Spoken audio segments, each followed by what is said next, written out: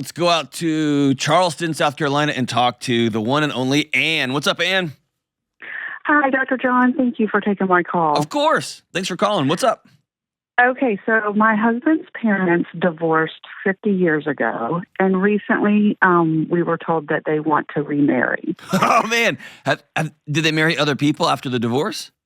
So, yeah, a little bit of background. They divorced when my husband was a newborn. His dad immediately remarried, and his mom remarried thereafter. And he was raised by his mom and stepdad. He was very close to his stepdad.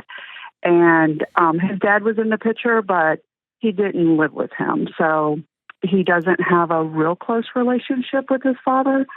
And for the time that we've been married, 25 plus years, his mom and dad have had very little contact with each other, to the point that like special occasions, baptism, things like that, his dad wouldn't even come to if his mom was going to be there. Okay.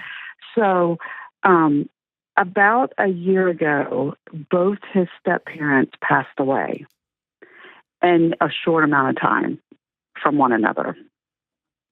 And so now he's got a mom and a dad that are newly widowed. And this past Christmas, they were both at our house, his mom and his dad. And they were very cordial with one another. We're talking, and they both like to travel. They're both obviously getting over the death of a spouse, and they had stayed married to the same spouse for almost 50 years, or not quite 50 years, probably 45 years or so.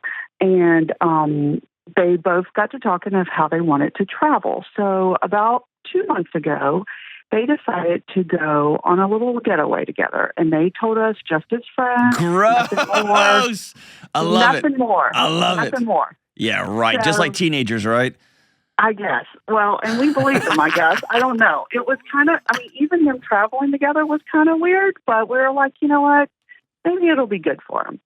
So that was about 8 weeks ago. And then just recently, his mom told him that they are thinking of remarrying. Atta baby. I love it. How old are they? So how old are they? They're in their 70s.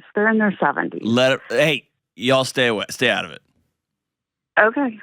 Like they're just. My husband's having a hard time with it. He's gonna have a hard time with it. There's no way around that. Yeah. And there may be some complexity here, like estate planning and prenups and all that kind of stuff. I won't get into that because he may have kids and she may have other kids. Like, that's all messy and whatever. Well, my husband's an only child, so he doesn't even have anyone to a common sibling to talk about it with. So here's how I would take this. And both of my parents are in their 70s. Okay, so I'm just speaking how I would internalize this. Super weird. Super weird. B, maybe not the healthiest thing. And also B, when your parents are in their 70s and they're like, we're just getting burgers. What are you going to do? Right? Right. Like, what are you going to do? And so you can try to get in the middle of this, or y'all can, or he can have a talk. It's too soon. Y'all are still grieving or whatever. Or you can just say, you know what, y'all are teenagers again. Just go party till the wheels fall off. Like, what else? What's the other option, right? Right. And I think he's afraid of it not working out a second time because obviously it didn't work out the first time. They didn't ask him. Yeah, exactly. He didn't get a vote. Yeah. And so it probably won't work out. Probably. Or that's kind of how we feel. It might be incredible and so weird. So weird. Right? It is incredibly, it's so weird. Yeah. And even our kids are like, what? That's so weird. All you have to do is this. You have to say ew a lot, right? Don't say ew. But here's the reality. You and your husband need, especially your husband, he had a very clear picture of what the next 10 or 15 years are going to look like. Right. And that may be very different now. That's his picture to deal with, not theirs. Right. So I had this this woman who worked with me. She's incredible. I won't use her name here because I haven't asked her if that's okay.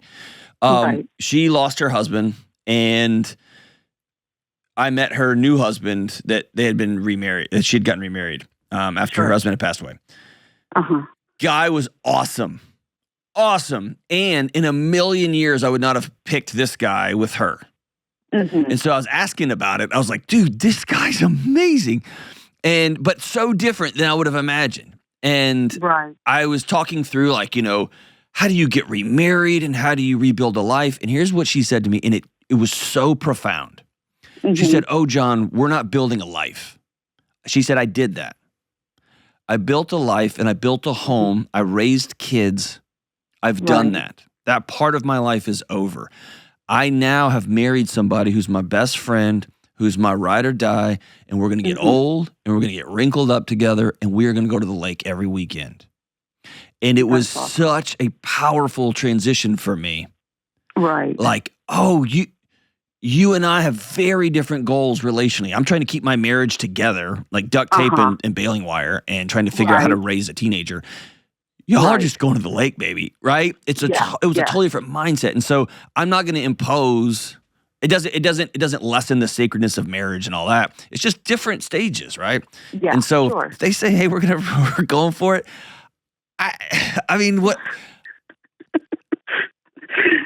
Why not? That's what I told my husband. I said, it's their life. They're not telling us how to live our life. So we really can't tell them how to live their life. So if that's what they want, and if it doesn't work out, that's on them. It's not on us. Yeah.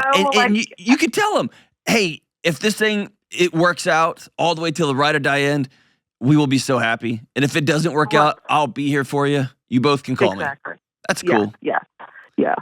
I think it's just, I think he feels like it's just rushed. Like Oh, it is. Make no mistake. It went from a little getaway just as friends, and now we're thinking about getting married. And he's like, whoa, it's hardly been a year since your spouse has passed away, and now and her thing is, she says she doesn't like being unwed, and that he will take very good care of her. Okay.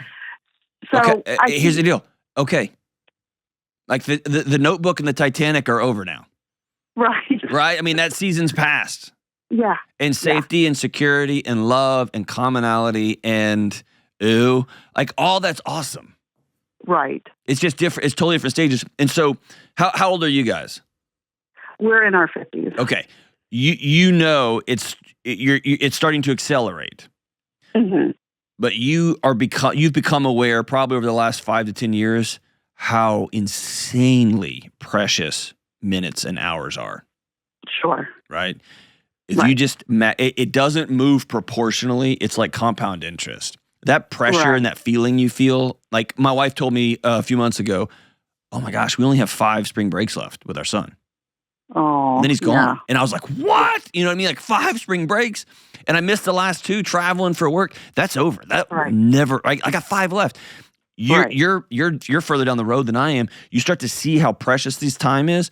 When you get to be 70, that accelerates in such a powerful way. And so your husband's going to have to grieve because he had a picture, and that picture's going to be different. That might be different because his parents are back together. It might be different that he's got to deal with his dad, that he felt bailed on him. And that may be part of the issue. Yeah. Any number of things. But I think the posture is, y'all are crazy, but good for y'all. Yeah. I mean, what are you going to do? Do you think this is too soon? Yes, it's too soon, but it's your life. Yeah. I want you to have as much fun as possible in your remaining time together. I don't know why you would hope for anything other than that, right? Right.